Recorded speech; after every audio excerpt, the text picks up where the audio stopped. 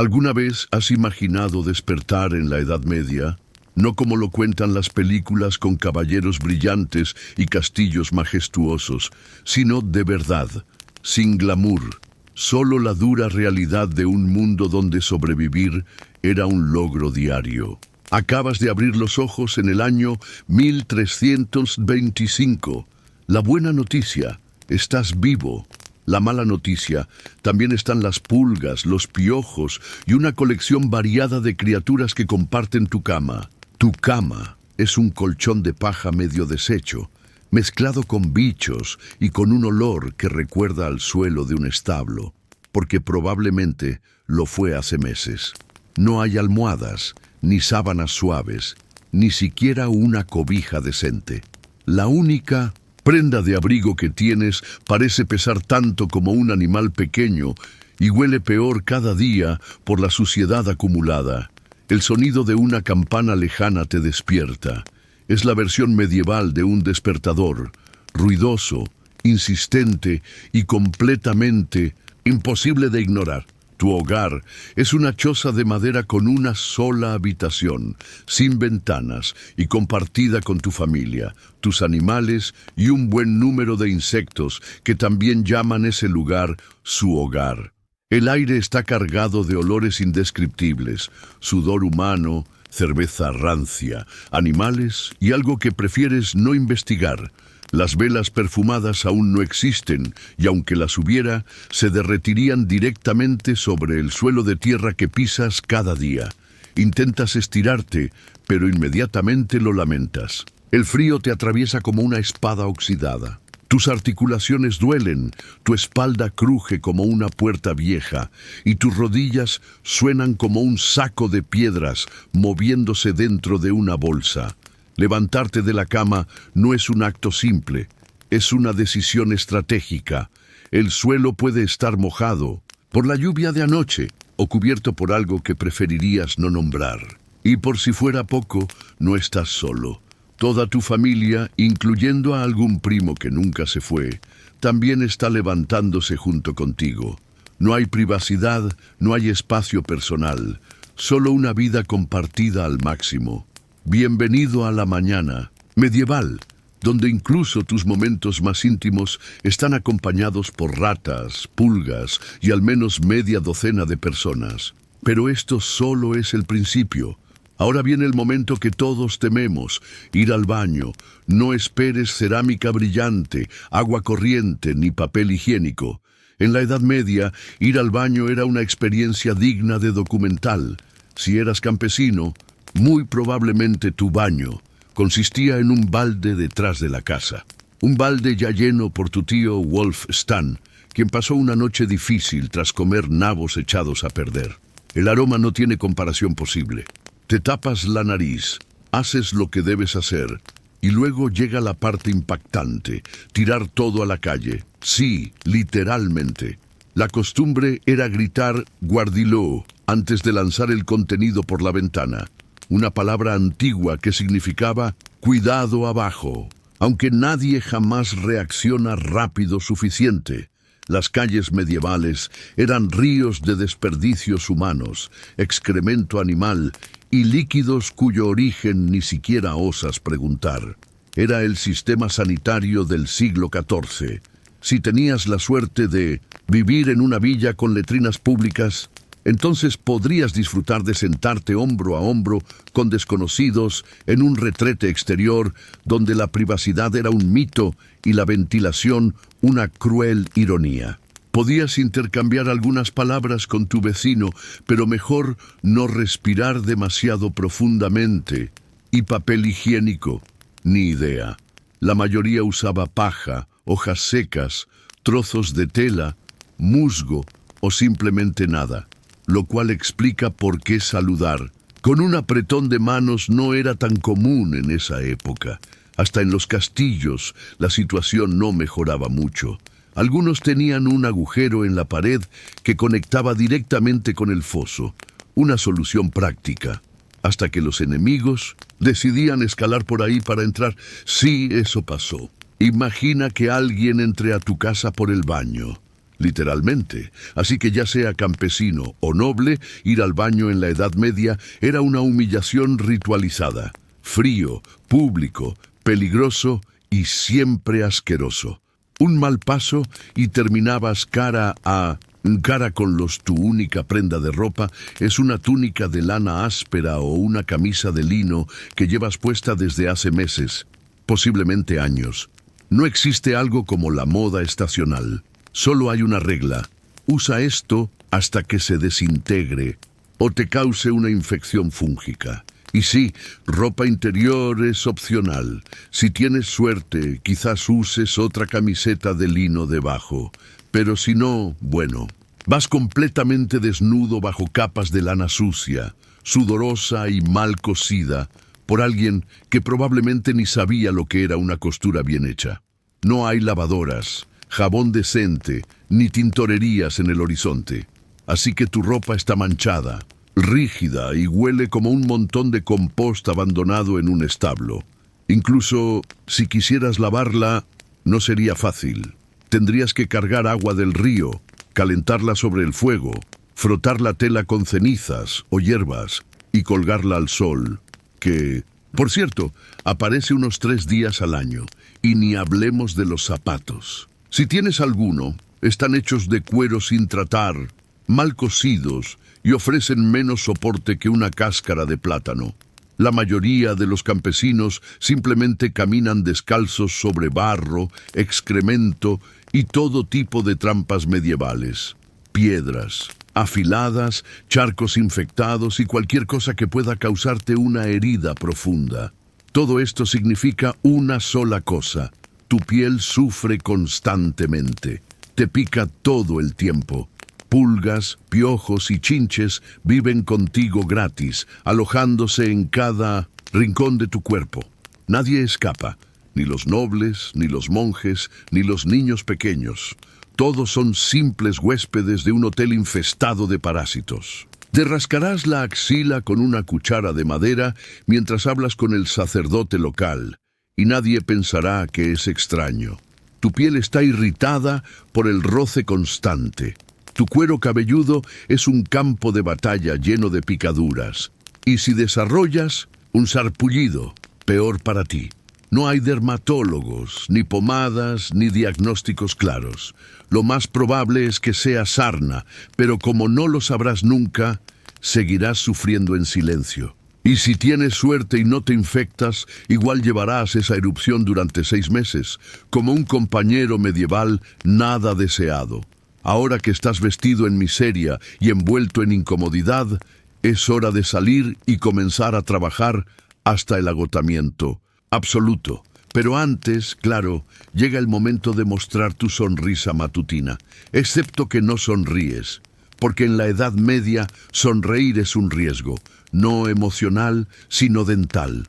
No existe el cepillo de dientes, ni pasta, ni enjuague bucal, ni hilo dental. La higiene oral es tan popular como el baño caliente, es decir, casi inexistente. Algunos masticaban ramitas o enjuagaban su boca con vino o vinagre, pero en general tus dientes están completamente solos y no les va bien.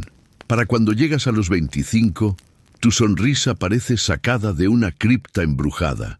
Los carbohidratos son escasos, pero eso no salva tus dientes. Las caries están por todas partes, tus encías están inflamadas, y esos tonos amarillos y negros en tus dientes no son decoración, es podredumbre pura. Los nobles tienen un problema adicional. El azúcar empieza a llegar como un lujo importado, usado en pequeños pasteles para demostrar riqueza.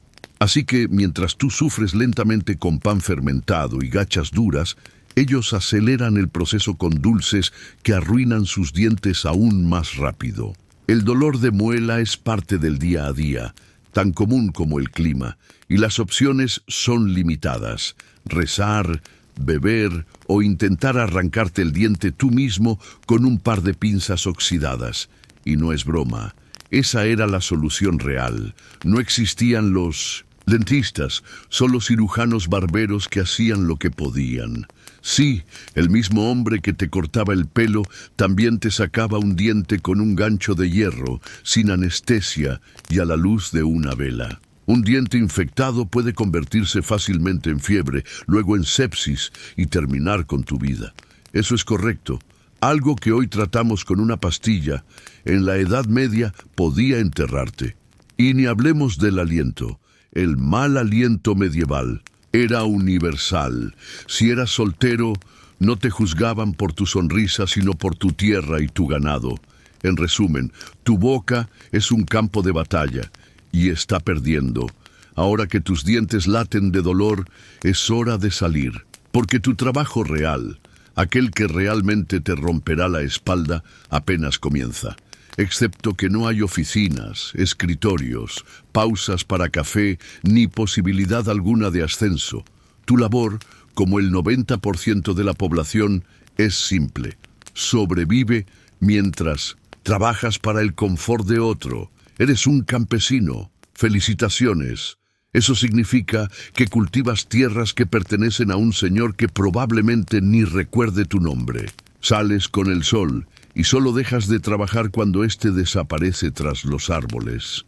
Tus herramientas, un arado de madera, una guadaña oxidada y lo que quede de fuerza en tus huesos. No hay fines de semana, no hay descanso, solo días que van. Del amanecer al ocaso, 6 días a la semana. El domingo es libre, siempre y cuando no estés cosechando, luchando contra invasores o rogando por un dedo infectado que ya huele a muerte. El trabajo es brutal. Los campos se aran a mano o con bueyes si tienes la suerte de poseer uno. Cavas zanjas, siembras semillas, arrancas maleza y cargas agua hasta que tu espalda tome forma de S. Nadie pregunta si estás cansado, nadie se preocupa por tu salud mental. Y si eres mujer, prepárate.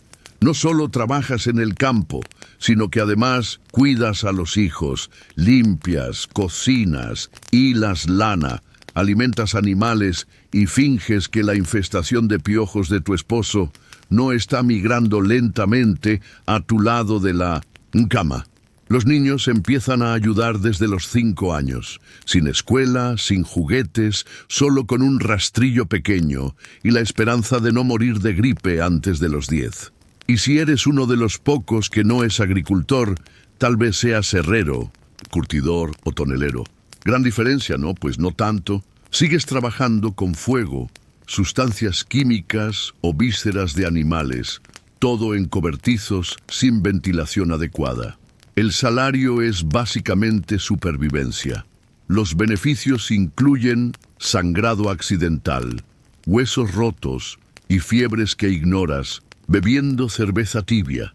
No puedes detenerte ni siquiera por un día, porque si no trabajas, no comes. Y si no comes, Europa medieval tiene una solución rápida: ser reemplazado. Así que agarras la pala, ignoras las ampollas y sigues cavando. Porque en la Edad Media, tu trabajo no es una carrera, es una prueba de resistencia en cámara lenta. Con tu espalda ardiendo del esfuerzo, pasamos ahora al clima, porque en la Edad Media la temperatura no marca estaciones, sino castigos constantes del cielo. Comenzamos con el invierno, sin aislamiento, sin calefacción central, sin protección. Solo paredes de madera con rendijas por donde podría pasar un pollo. Ventanas cubiertas con tela, no con vidrio. La chimenea suena genial en teoría, pero no tienes leña suficiente porque es cara y recogerla del bosque puede significar la muerte. Sí, podías ser ejecutado por tomar madera del bosque equivocado. Así que te envuelves en tu única túnica, mojada, te acurrucas cerca de unas brasas medio apagadas y aún así despiertas con la nariz congelada. Tus pies siempre fríos, tus manos tiesas como palos de hielo. La congelación no se diagnostica, se llama mala suerte. En verano tampoco. Hay salvación. Tu choza se convierte en un horno de arcilla, sin ventilación, sin abanico, sin desodorante. Sudas bajo tus capas, pero no puedes quitártelas porque enseñar demasiado es pecado. Y también invitación directa a quemaduras, picaduras y miradas sociales incómodas. Las moscas te rodean, atraídas por tu cuerpo sin bañar y por ese olor a guiso de cabra que lleva semanas en la esquina. Los mosquitos te atacan mientras duermes, si logras dormir entre los gritos de los vecinos y el llanto de bebés. En los campos, el sol te quema sin piedad. Nada de sombrero, nada de protector solar. Tal vez tengas un gorrito hecho de paja, pero no ayuda mucho. El golpe de calor no existe como diagnóstico. Simplemente se dice que tomaste mal aire y punto. Estás atrapado entre temblar de frío con ropa húmeda o sudar hasta el extremo con tus muslos rozando sin piedad. Y lo único que nunca cambia, sin importar la estación, es que tu ropa sigue picando, tu comida sigue siendo horrible y tu próximo turno ya te espera. Bienvenido al control climático medieval. Simplemente no existe. ¿Tienes sed? ¿Quieres refrescarte? Quizás mojarte la cara para despertar de esta pesadilla húmeda llamada vida. Mala suerte.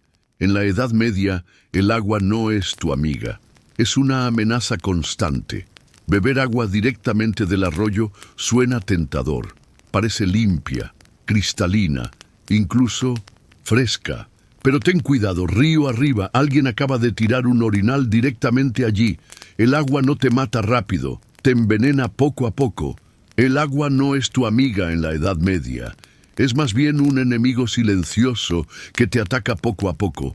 ¿Acaso parece limpia y fresca en ese arroyo cerca del pueblo? Cuidado. Justo río arriba, alguien acaba de vaciar un orinal directamente allí. O peor aún, un cerdo muerto podría estar descomponiéndose dentro. Cada sorbo que das es una apuesta.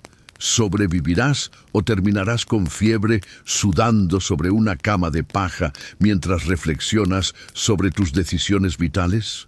Por eso la gente bebía cerveza. Sí, incluso los niños.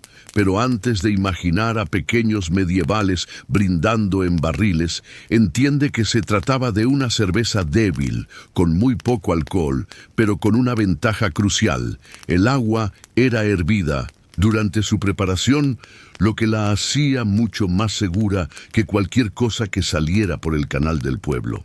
El vino también era una opción, si eras rico, claro, y no te importaba empezar el día mareado. ¿Y qué hay del baño? ¿Acaso al menos eso ofrecía un momento de limpieza? En teoría sí, en la práctica absolutamente no.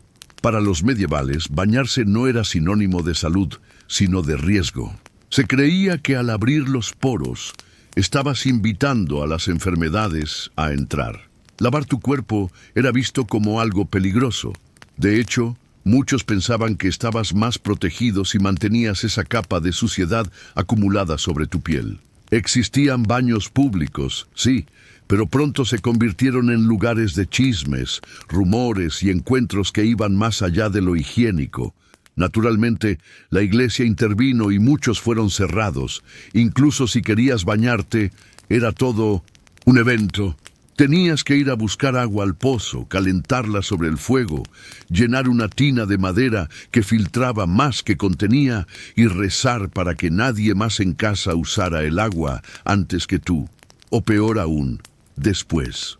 Y si intentabas usar agua de lluvia recogida en barriles abiertos, tenías que lidiar con pájaros, insectos y musgos que ya habían reclamado ese espacio. Así que, ya sea bebiéndola, echándotela encima o usando para cocinar, el agua en la Edad Media no era fuente de vida, era una lotería mortal. Un solo trago equivocado y terminarás sudando en tu lecho de paja, aferrado a tu estómago, preguntándote qué hiciste mal. Así que la próxima vez que abras el grifo y tomes un vaso de agua fresca, levántalo un segundo en honor a tus antepasados. Ellos no tuvieron esa bendición. Tú sí, pero supongamos que sobrevives al agua, a los piojos y al trabajo del campo. Ahora sientes dolor, fiebre, tal vez un escalofrío que no se va. estás enfermo, necesitas ayuda, necesitas un médico. Y ahí viene otro problema. En la Edad Media la medicina es básicamente tortura educada con un título teológico. Tu diagnóstico empieza con los famosos humores. Todo lo que te pasa, tos, fiebre, fractura, plaga, se debe al desequilibrio entre 4 líquidos mágicos: sangre, flema, bilis amarilla y bilis negra. Tu salud depende de mantener esta sopa interna equilibrada. ¿Tienes fiebre? Entonces tienes demasiada sangre. ¿Depresión? Demasiada bilis negra. ¿Dolor inexplicable? Probablemente Dios esté molesto contigo. La solución médica más común es simple: sangrarte. Sí, literalmente drenar tu sangre con una hoja roma o una sanguijuela hambrienta. Y adivina quién hace esto: el mismo barbero que te corta el pelo. Imagina llegar por un recorte y salir con menos hemoglobina de la que entraste. 2 servicios por 1. ¿Te sientes triste o ansioso? Eso es claramente exceso de bilis negra. La cura: purgantes. Tal vez una buena dosis de hierbas laxantes o simplemente oraciones y una compresa fría, mientras todos evitan mirarte y ya empiezan a tallar tu ataúd. Si rompes un hueso o sufres una herida grave, mejor ni preguntes. No hay anestesia, salvo desmayarte del dolor. Las cirugías se hacen con cuchillos que no se han limpiado desde las cruzadas. Las herramientas se calientan al fuego, no para esterilizarlas, sino porque dan más miedo así. Los antibióticos están a siglos de distancia. La teoría de los gérmenes ni siquiera existe todavía. Piensan que las enfermedades vienen del aire malo o de que Dios está castigando tus pecados. ¿Dolor de estómago? Seguro es por tus pensamientos impuros. Y sí, te harán confesar tus pecados entre arcadas. Si tu estado empeora, aparecen más sanguijuelas, posiblemente polvo de escarabajo y un sacerdote al lado de tu cama dándote la extrema unción por si acaso. En este punto ya no buscan curarte. Preparan tu funeral y si, contra todo pronóstico, sobrevives, bueno, dicen que fue un milagro divino. El doctor se lleva el mérito y la sanguijuela hasta puede recibir un ascenso simbólico, porque en la Edad Media la medicina no trata de sanarte, trata de ver si logras sobrevivir al tratamiento. Tras un día completo de labores, piojos y sanguijuelas, finalmente llega la hora de comer. Vuelves a casa arrastrando los pies, el estómago rugiendo, esperando al menos un momento de consuelo. Una comida caliente. Mala noticia: tu plato probablemente también quiere matarte. No existe la nevera, ni congeladores, ni conservantes modernos. Solo sal, humo o la vana esperanza de que el invierno conserve algo. Tu carne, si es que tienes, ha estado colgando días bajo moscas voraces, marinándose en jugos dudosos y compartida con alguna rata curiosa. El pan es la base de tu dieta, pero tampoco es seguro. En años malos, los campesinos desesperados lo mezclaban con serrín, corteza de árbol o incluso arcilla para estirarlo. Y si comes centeno, prepárate. Puede estar contaminado con ergot, un hongo que causa alucinaciones, convulsiones e incluso la muerte. Es como comer pan con LSD y tétanos al mismo tiempo. Las verduras solo están disponibles en temporada, y lo que siempre está listo para cosechar son nabos, montañas de nabos. Hervidos, machacados o flotando en tu potage, que recordemos, es una especie de caldo espeso hecho con ingredientes que ni sabes cómo llegaron allí, y que lleva cocinándose desde el funeral de tu bisabuelo. La fruta aparece en otoño, pero se pudre rápido. El azúcar es rara, cara y guardada por los ricos, quienes lucen orgullosos sus dientes podridos. La leche fresca se agria en horas.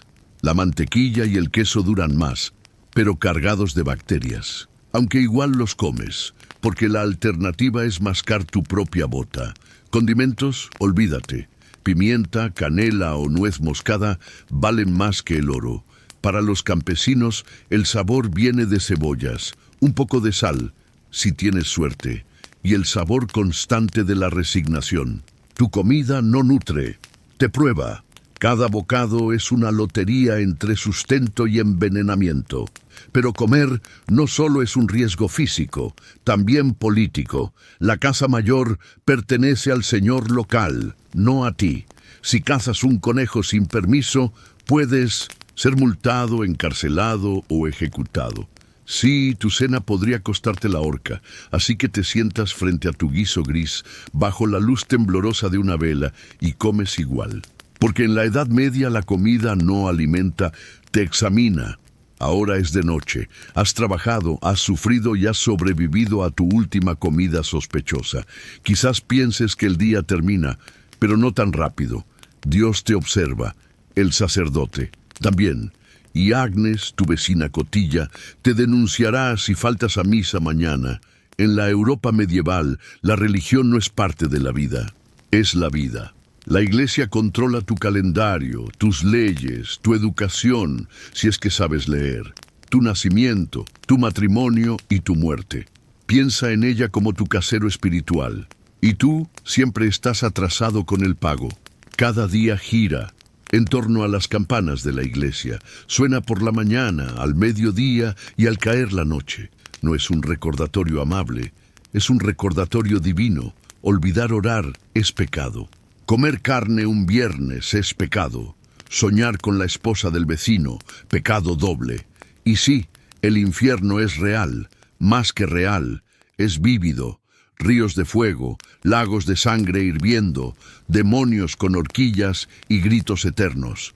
Si la peste no te asusta, esto sí debería hacerlo. No puedes leer la Biblia por tu cuenta. Está en latín, un idioma reservado para monjes, clérigos y algún noble aburrido. Depende de la iglesia interpretar cada palabra por ti. Así que, si el sacerdote dice que tu cosecha fallida fue por no orar lo suficiente, bueno, será mejor que empieces a rezar más fuerte.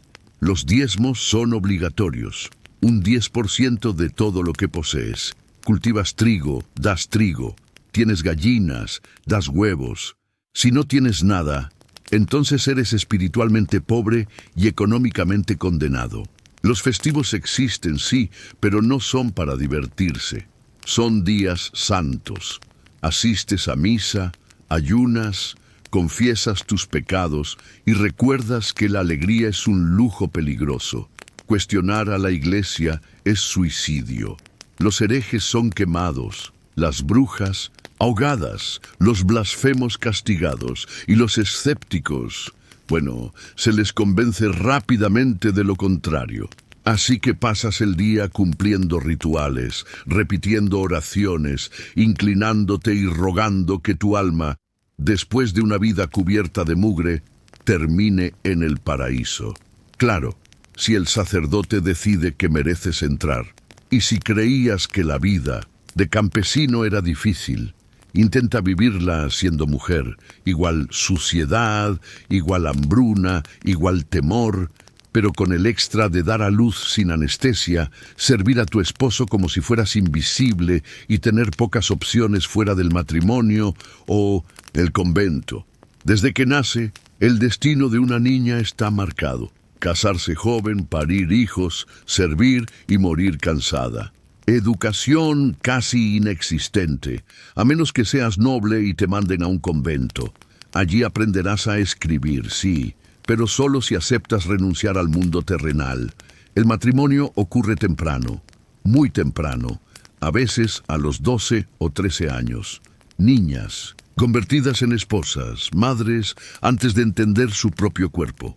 La vida no es fácil, es dura, injusta y sin margen para errores. No era extraño estar prometida a los 12 años, ni quedar embarazada a los 14. No se trataba de amor, sino de alianzas, tierras y ganado. Tu opinión no era necesaria. Una vez casada, básicamente te convertías en propiedad legal de tu esposo. Tu labor era clara: dar hijos, alimentar a la familia, mantener la casa en funcionamiento y hacerlo todo sin quejarte. Porque protestar podría llevarte a ser etiquetada como una molestia, o peor aún, como bruja. Ese título venía con un regalo poco deseado, ahogamiento o quemazón pública, dependiendo del estilo local del castigo. El parto era una lotería mortal, sin cuidados prenatales, sin herramientas esterilizadas, sin anestesia. Las parteras hacían lo posible, pero cualquier complicación mínima podía significar la muerte de la madre, del bebé o de ambos. Algunas mujeres sobrevivían a 10 embarazos. Muchas no llegaban siquiera al segundo, pero eso no significaba descanso. Al contrario, tras el parto, tu trabajo aumentaba. Ahora tenías un bebé llorando en una choza infestada de piojos y eras tú quien debía amamantarlo, cocinar, limpiar y ayudar en los campos. No había pausa. Erais tú la que daba descanso a los demás. Si no estabas casada, eras vista con sospecha. Si enviudabas, dabas lástima. Si te expresabas con libertad, representabas un peligro. Las mujeres que no se ajustaban al rol establecido eran fácilmente acusadas de brujería, especialmente si sabían algo de hierbas, si tenían personalidad fuerte o si simplemente miraban mal a alguien un martes lluvioso. Incluso dentro de la iglesia, tu lugar estaba subordinado. Las monjas vivían bajo normas estrictas, no hablar sin permiso, no moverse libremente, y su valor espiritual siempre considerado inferior al de los hombres. En resumen, si eras mujer en la Edad Media, se esperaba que resistieras, obedecieras, procrearas y sufrieras en silencio, idealmente sonriendo, porque incluso en una época de dolor generalizado, se esperaba que las mujeres sufrieran con gracia. Hasta ahora has luchado contra la suciedad, el hambre, la injusticia social y hasta con una cabra rebelde. Pero cuando piensas que tu día no puede empeorar, aparece la violencia, alta, sangrienta y completamente aceptada por los estándares medievales. Y déjame decirte algo claro, la Edad Media no fue una era de paz. La idea de orden y justicia solía reducirse a rezar para que el señor local no despertara de mal humor. La violencia estaba en todas partes, en las casas, en las calles, en los campos de batalla, en disputas eclesiásticas y hasta en la fila del horno comunitario. El crimen era común, el castigo brutal y la justicia más bien parecía arte escénica que protección real. Robar un pan podía costarte una mano. Mentir públicamente, tal vez tu lengua fuera perforada. Hablar demasiado, enfrentar la máscara de la murmuradora, un dispositivo metálico atado a tu cabeza con una barra en la boca para corregirte, decían. Imagina que te acusan de algo grave, herejía, robo o brujería. ¿Cómo pruebas tu inocencia? Sencillo, sufres tortura. Bienvenida al juicio por ordeal. Una versión popular era meter la mano en agua hirviendo para recuperar una piedra. Si sanabas sin infección en 3 días, eras inocente. Si no, culpable. Otra opción era arrojarte al río. Si te hundías, eras inocente. Y probablemente ya estés muerta. Si flotabas, eras culpable. Y castigada de todas formas. Era como un programa medieval de televisión donde el premio era sobrevivir y el presentador deseaba que fallaras. Si finalmente te sentenciaban a muerte, esa era una celebración pública. Ejecuciones frente a multitudes entusiastas, ahorcamientos, decapitaciones, hogueras.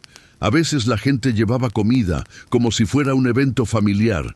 Era la Netflix de la época. La violencia doméstica era completamente normal. Los maridos podían, e incluso se esperaba, que disciplinaran a sus esposas e hijos. Las peleas callejeras eran moneda corriente. Podías recibir una golpiza solo por mirar mal al caballo de un noble. Y siempre había guerra, conflictos locales, disputas territoriales, cruzadas religiosas. Alguien siempre marchaba hacia otro lado para matar en nombre del honor, de Dios, o por pura aburrición. En la Edad Media, la violencia no era un fracaso de la sociedad, era la sociedad. Todos vivían con la conciencia constante de que la vida era frágil, la justicia arbitraria y que tu vecino podría romperte la cabeza por un cerdo perdido. Así que caminabas con cuidado, mantenías la cabeza baja y nunca confiabas en alguien armado con un garrote. Llegados a este punto, has sobrevivido a los piojos, a las sanguijuelas, al fango constante y a la amenaza diaria de ejecución pública. Pero ahora viene el capítulo final de la mayoría de las vidas medievales, una muerte temprana y nada glamurosa. Si lograbas superar los 40 años, eras prácticamente una celebridad. Podías ser llamado el Viejo, menos un apodo y más un milagro estadístico. La expectativa de vida rondaba entre los 30 y 40 años, pero ese número bajaba drásticamente por la elevada mortalidad infantil. Casi la mitad de los niños morían antes de los 5 años por enfermedades, desnutrición o un invierno muy cruel. No existían vacunas, antibióticos ni esperanza médica real. Quienes lograban salir de la infancia entraban a la edad adulta ya agotados. Trabajabas desde que podías caminar y a los 25 ya tenías articulaciones dañadas, varios dientes faltantes, quizás un dedo menos y mucha menos ilusión de la que comenzaste. Para las mujeres, uno de los mayores riesgos era precisamente el parto. Era una de las principales causas de muerte femenina. Nada de alivio contra el dolor, intervención médica o preparación física. Solo oraciones, agua caliente y alguien sosteniendo tu mano mientras sangrabas sobre una cama de paja. Para los hombres, los peligros cambiaban, pero eran igual de brutales. Accidentes agrícolas, infecciones por heridas menores, un vecino ebrio con ganas de pelear o una cruzada que salió mal. Caminar al mercado también podía ser arriesgado si cruzabas con un bandido aburrido o un recaudador de impuestos enfurecido. La muerte podía llegar callada como la peste, convirtiendo ciudades enteras en cementerios de la noche a la mañana, o por hambruna que duraba meses, eliminando pueblos completos, o incluso por mala suerte, como comer grano echado a perder y pasar tus últimas horas alucinando y gritando a las paredes. Y los funerales, bueno, si tenías suerte, recibías uno. Los cuerpos eran enterrados rápidamente para evitar enfermedades. Nada de embalsamamiento ni ataúdes pulidos. Solo un hoyo, algunas palabras murmuradas y un montículo de tierra superficial, si es que aún quedaba espacio en el cementerio de la iglesia. Sí, en la Edad Media, la vida era brutal, corta y constantemente acechada por la muerte en cualquiera de sus formas más indiferentes. No te jubilabas, simplemente dejabas de levantarte. Y hablando de finales, vamos a cerrar este recorrido por la historia con una reflexión poderosa. ¿Cómo ha sido tu día? Te levantaste entre la mugre, hiciste tus necesidades en un cubo, limpiaste tus dientes con suerte, casi te desmayas de hambre, trabajaste hasta que tu espalda rogó misericordia, te rascaste bajo una túnica picazosa, rogaste para no pillar la peste y evitaste por poco una ejecución pública por tener una ardilla sin permiso. Bienvenido a un día cualquiera en la Europa medieval. ¿Todavía sueñas con ser un caballero? Piénsalo mejor. Esa visión romantizada de la Edad Media con caballeros valientes, damas nobles en torres, batallas heroicas y banquetes bajo velas titilantes, es un mito pulido por cuentos de hadas y novelas de fantasía. La verdad es otra. El mundo medieval era áspero, cruel y profundamente injusto. La jerarquía lo controlaba todo. Si nacías pobre, morías pobre. Si nacías rico, al menos tenías más oportunidades de sobrevivir, aunque seguías siendo vulnerable ante una sopa mal hecha o una astilla infectada. Hasta los castillos eran fríos, llenos de humedad y pulgas, con matrimonios pactados por política y no por amor. Claro, tenías una capa de piel y una copa de vino, pero también un 50% de probabilidades de morir en una batalla o por una infección absurda. Nada de lujo, nada de gloria. Los tiempos simples no eran simples, eran agotadores.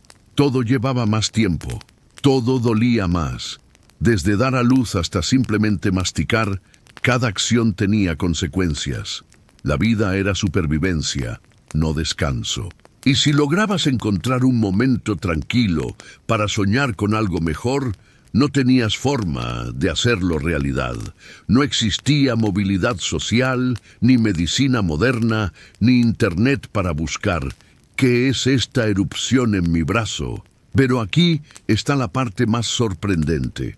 A pesar de todo, la gente reía, cantaba, contaba historias, se enamoraba y encontraba sentido a la vida. No porque fuera fácil, sino porque los humanos somos tercos así. Incluso en los capítulos más oscuros hacemos espacio para la luz. Así que esta noche, cuando te metas a tu cama limpia, con baño privado, calefacción, agua potable y antibióticos a tu alcance, tal vez tomes un segundo para agradecer al mundo moderno y a tus antepasados, quienes lucharon contra ratas, hambrunas y opresión feudal, para que tú no tengas que hacerlo.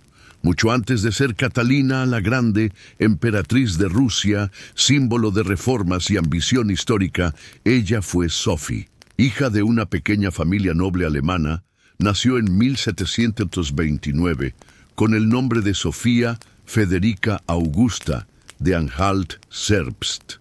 Su pequeño ducado en Pomerania no le ofrecía poder, pero sí algo más valioso, una educación e inteligencia afilada como una espada. Desde joven, Sofía aprendió a jugar el juego de la diplomacia con habilidad. Su madre, Johanna, era calculadora y ambiciosa. Su padre, oficial prusiano, distante y ausente. De ellos, Sofía heredó la paciencia, la observación y la determinación. Leyó sin cesar, dominó múltiples idiomas y aprendió a analizar una sala antes de abrir la boca. Esas habilidades no eran solo refinamientos sociales, serían sus armas en una de las cortes más peligrosas de Europa. Y cuando la emperatriz Isabel Petrovna de Rusia buscaba una esposa para su sobrino, el gran duque Pedro, no se quedó en su tierra natal. Buscó más allá de las fronteras rusas, y fue así, como una princesa alemana desconocida llegó a San Petersburgo, lista para escribir una de las historias más fascinantes de la historia europea. Pedro era de ascendencia alemana y la emperatriz Isabel creía que una novia extranjera, manejable y agradecida, sería más fácil de controlar. Sofía encajaba perfectamente, sangre noble, fe luterana, que pronto abandonaría, y una reputación por gracia y humildad. A los 14 años recibió la llamada que cambiaría su vida, viajar a Rusia. En 1744 llegó a San Petersburgo bajo un frío intenso, vestida con telas delgadas y una sonrisa diplomática. Su madre la empujaba como una ficha de ajedrez, pero Sofía ya tenía sus propias ideas. Para ganarse el favor ruso, se convirtió al cristianismo ortodoxo y adoptó un nuevo nombre, Ekaterina Alexeyevna Catalina. La ceremonia fue pública, simbólica y definitiva. No solo cambiaba de religión, sino que quemaba puentes con su pasado, adentrándose en un imperio desconocido sin retorno posible. Nadie en ese momento podía imaginar lo que vendría después. Traiciones, revolución, iluminismo y gloria imperial. Desde que pisó la corte rusa, Sofía dejó de ser una princesa y empezó a planear cómo convertirse en emperatriz. Su matrimonio con el gran duque Pedro no le aseguraría poder real. Más bien, parecía una jaula disfrazada de corona. Pedro, heredero del trono ruso, no era el príncipe apuesto de los cuentos. Era torpe, inmaduro y obsesionado con soldados de juguete. Pasaba más tiempo jugando a la guerra en sus aposentos que gobernando o mostrando afecto a su esposa. Algunos testimonios Incluso indican que tardó años en consumar el matrimonio. Adoraba a Federico el Grande de Prusia y resentía profundamente la corte rusa, que lo había aceptado solo por deber. Mientras tanto, Catalina abrazaba Rusia con una determinación feroz. Aprendió el idioma, estudió su historia, memorizó rituales ortodoxos. Quería pertenecer, él quería escapar. Esta diferencia no era solo personal, era política. La corte rusa era un nido de víboras lleno de rumores, paranoia y juegos de poder brutales. Isabel seguía en el trono con autoridad absoluta, pero su salud declinaba. Todos sabían que algo estaba por cambiar. Catalina era vigilada constantemente. Sus cartas eran leídas, sus amistades monitoreadas, cada paso analizado. Ni siquiera podía confiar en su propia madre, quien aún hablaba en nombre de intereses extranjeros, ni en sus sirvientes, ni en su esposo. En ese mundo, las alianzas podían convertirse en acusaciones en una noche, pero Catalina no era tonta. Aprendió a jugar con discreción, construyendo aliados en las sombras. Se ganó a oficiales militares, cultivó amistades entre académicos y desarrolló una reputación de dignidad y autocontrol, en marcado contraste con los berrinches infantiles de su marido y su desprecio abierto por las tradiciones rusas. Detrás de puertas cerradas, Catalina comenzó a leer a los pensadores ilustrados como Voltaire y Montesquieu. Mientras otros la veían como una consorte joven y decorativa, ella ya estaba construyendo una visión no solo para sí misma, sino para Rusia, una nación fuerte, educada y guiada por la razón. Pero había un obstáculo claro. Mientras Pedro viviera, Catalina permanecería en el limbo, como una esposa sin poder detrás de un hombre indigno de gobernar. Así que esperó, observó, planificó. Ella sabía que el trono ruso no se heredaría. Habría que tomarlo. Y en 1762, tras casi 2 décadas de paciencia estratégica, vio su oportunidad y la agarró con precisión impecable. La emperatriz Isabel murió y Pedro finalmente se coronó zar con el nombre de Pedro III, pero su reinado se desintegró desde el principio. En unos meses alienó a la iglesia, ofendió a la nobleza, insultó al ejército y elogió públicamente a Prusia, el enemigo histórico de Rusia. Reversó políticas clave, humilló al clero y anunció su intención de divorciar a Catalina para casarse con su amante. La corte, ya escéptica sobre su conducta errática, se enfrió por completo. El ejército, lleno de generales leales a Catalina, murmuraba en los pasillos. Incluso los ciudadanos comunes, devotos y patriotas, veían a Pedro como un títere extranjero que se burlaba de sus costumbres. Catalina, viendo todo esto desarrollarse, decidió actuar. En julio de ese mismo año, mientras Pedro estaba en su palacio de verano, lanzó un golpe sin derramamiento de sangre. Apoyada por oficiales clave del ejército, incluido su amante Gregorio, Orlov y sus influyentes hermanos, cabalgó por San Petersburgo con toda su regalia y fue proclamada emperatriz Catalina II, ganándose la lealtad de la poderosa Guardia Imperial. Pedro, sorprendido y sin apoyo, se rindió en días. Fue arrestado y poco después encontrado muerto en circunstancias sospechosas. Oficialmente se informó como una crisis hemorroidal. Fuera de los registros oficiales, muchos lo consideraron un asesinato encubierto. Catalina ahora era emperatriz, no por nacimiento ni por matrimonio, sino por voluntad, inteligencia y audacia. Lo que logró fue inaudito. Una mujer extranjera sin reclamo legítimo se había hecho con el trono ruso sin una sola batalla. Pero su verdadero desafío apenas comenzaba. ¿Rusia la aceptaría? ¿La nobleza la respetaría? ¿Podría mantener el imperio unido sin terminar como su esposo? Catalina entendía bien que el poder obtenido mediante intrigas también puede perderse igual de rápido. Necesitaba gobernar no como una conspiradora, sino como una visionaria. Y así comenzó su transformación, de cuidadosa conspiradora a emperatriz reformadora. No se conformó con tener la corona. Tenía un sueño mucho mayor que simplemente sentarse en el trono. Quería transformar Rusia, no solo militar o políticamente, sino intelectualmente.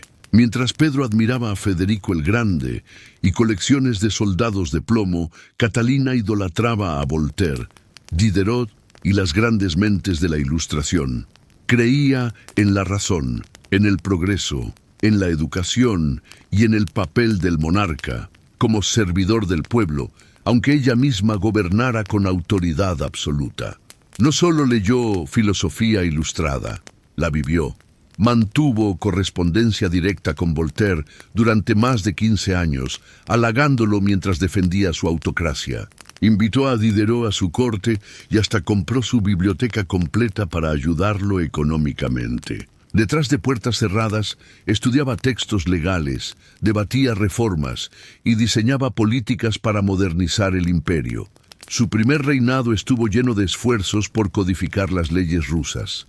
En 1767 formó la Comisión Legislativa, un ambicioso proyecto para reescribir todo el código legal del país. Su propio nakaz, o instrucción, fue un manifiesto político disfrazado de documento legal, donde hablaba de igualdad ante la ley, los peligros de la tortura y la responsabilidad de los gobernantes por servir al bien común. Para una emperatriz en la Rusia del siglo XVIII, eso era radical, pero los ideales ilustrados tenían que sobrevivir en la realidad rusa, un territorio vasto, feudal y profundamente conservador, dominado por nobles que querían a los siervos exactamente donde estaban, bajo ellos. Catalina lo sabía. Mientras promovía reformas, avanzaba con cuidado. Abolió ciertas formas de tortura, expandió el acceso a la educación secular, fundó escuelas y bibliotecas, pero también reafirmó el control de la nobleza sobre sus siervos para asegurarse su lealtad. Esa fue su equilibración. Reina filósofa en público, gobernante pragmática en privado. Caminaba una cuerda floja entre ideología y supervivencia, entre los salones brillantes de París y la política árida de Moscú. Pero su visión iba más allá de las fronteras internas. No se contentaba con reformar Rusia desde dentro, quería expandirla hacia afuera, hacerla un imperio temido, admirado y envidiado. Donde Pedro el Grande abrió una ventana hacia Occidente, Catalina buscaba derribar muros enteros. Bajo su liderazgo, las fronteras rusas se extendieron como nunca antes. No solo libraba guerras para defender su corona, sino para redibujar el mapa de Europa. Una de sus campañas más significativas fue contra el Imperio Otomano. Estos conflictos, llevados a cabo en oleadas durante las décadas de 1760 y 1770, no eran solo por territorio, eran por influencia. Catalina se veía a sí misma como la liberadora de los cristianos ortodoxos bajo dominio musulmán y como protectora natural de Europa oriental. Bajo generales legendarios como Alexander Suvorov y Grigori Potemkin, Rusia conquistó regiones clave, incluida Crimea, la costa norte del Mar Negro y acceso a puertos de agua cálida, algo que los zares habían soñado durante generaciones. Esas victorias no solo fueron militares, fueron simbólicas. Con cada conquista, Catalina enviaba un mensaje claro. Rusia ya no era esa prima distante y atrasada de Europa. Era una fuerza continental. También dirigió su mirada al oeste. Así, a través de pactos y movimientos diplomáticos, participó en las particiones de Polonia, dividiendo junto con Austria y Prusia al vulnerable Commonwealth polaco-lituano. Para cuando terminó la tercera partición, en 1795, Polonia había desaparecido del mapa, y Rusia añadió nuevas tierras y millones de súbditos a su imperio. Pero Catalina no conquistaba solo con ejércitos, también colonizaba con ideas. Fundó nuevas ciudades, amplió rutas comerciales y dio la bienvenida a colonos alemanes para trabajar las tierras rusas. Soñaba con un futuro donde el conocimiento y la expansión caminaran juntos, y donde el poder femenino fuera tan respetado como el masculino. Esta parte de la historia podría terminar aquí, pero no lo hará, porque el legado de Catalina fue mucho más que un golpe exitoso. Fue una transformación de una mujer que llegó como extranjera y terminó definiendo un imperio. Si este capítulo te atrapó desde el principio, no te pierdas el próximo. Dale like, comparte con alguien que ame la historia y suscríbete, porque hay mucho más por descubrir sobre esta emperatriz que escribió su propio destino. Bajo su liderazgo, el imperio se convirtió en un mosaico que iba desde las costas heladas del Báltico hasta las playas soleadas del Mar Negro. Y en medio de todo este vasto territorio, Catalina permanecía como la fuerza central, leía informes, emitía órdenes y supervisaba personalmente cada movimiento estratégico. Sus críticos la acusaban de ambiciosa, incluso imperialista. Pero para ella, expandir no era una obsesión por el poder, era parte de su destino. Catalina creía firmemente que un gran gobernante no solo se medía por sus ideas, sino por sus fronteras. No quería solo gobernar Rusia, quería transformarla en un imperio civilizado, temido por sus enemigos, respetado por sus pares y leal únicamente a ella. Y con ese objetivo claro, no dudó en actuar con firmeza, inteligencia y visión estratégica. Pero más allá de los tratados y campañas militares, también marcó historia por lo que sucedía tras las puertas del palacio. Su vida privada fue tan comentada como sus decisiones públicas. Y no todo era filosofía ni discusiones en bibliotecas. Catalina tuvo amantes, no uno o dos, sino una lista cuidadosamente seleccionada de hombres jóvenes, apuestos y en muchos casos influyentes en el ámbito político. Ella no los ocultaba. Al contrario, a menudo los recompensaba con títulos, tierras y pensiones generosas si cumplían su papel. Si no lo hacían, simplemente eran retirados con educación, a veces con un gesto de gratitud y hasta un ascenso discreto.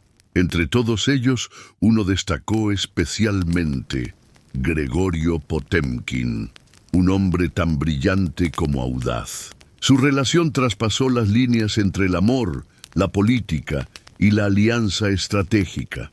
Algunos historiadores incluso creen que podrían haberse casado en secreto. Juntos, moldearon campañas militares, proyectos de colonización y la transformación del sur ruso. Él no fue solo un amante, fue su aliado más poderoso, su mano derecha en sombra. Pero mientras Europa observaba, lo único que parecía importarle eran los rumores, las caricaturas satíricas y los folletos escandalosos que la retrataban como insaciable, desbocada, incluso fuera de control. Incluso después de su muerte, los rumores continuaron. El más absurdo y persistente de todos, aquella fábula grotesca sobre un caballo creada por sus enemigos para manchar su legado. ¿Por qué tanto interés? Porque Catalina era una mujer que ejercía el poder sin disculpas. En un mundo donde se esperaba que las reinas fueran vírgenes intocables o figuras trágicas, ella rompió todas las reglas. Vivía, amaba y gobernaba bajo sus propios términos. Eso la convertía en una amenaza directa para quienes creían que el lugar de una mujer estaba lejos del trono. Y aunque sus detractores la pintaran de inmoral, Catalina tenía una visión profundamente filosófica del amor y la sexualidad. Creía que el placer era parte natural de la vida y que las relaciones personales no tenían por qué interferir con la responsabilidad pública. Separaba con precisión las emociones del gobierno, algo que incluso pocos hombres lograban hacer. En realidad, muchas de sus relaciones eran tácticas. Se rodeaba de hombres leales, capaces y útiles políticamente. Y cuando dejaban de servir, los despedía con elegancia, usualmente con una sonrisa y una compensación generosa. Su vida amorosa no debilitó su reinado. Fue parte de su estrategia. Una mezcla de pasión y poder que la hizo inolvidable, admirada y temida al mismo tiempo. A pesar de toda su carisma y control, su reinado no estuvo exento de peligros. Y en 1773, ese peligro tomó forma humana. Gemelli Pugachov, un cosaco barbudo y rebelde. No era un simple levantamiento, era una tormenta política. Pugachov afirmaba ser nada menos que Pedro III, el marido al que había derrocado y cuya muerte seguía rodeada de misterio.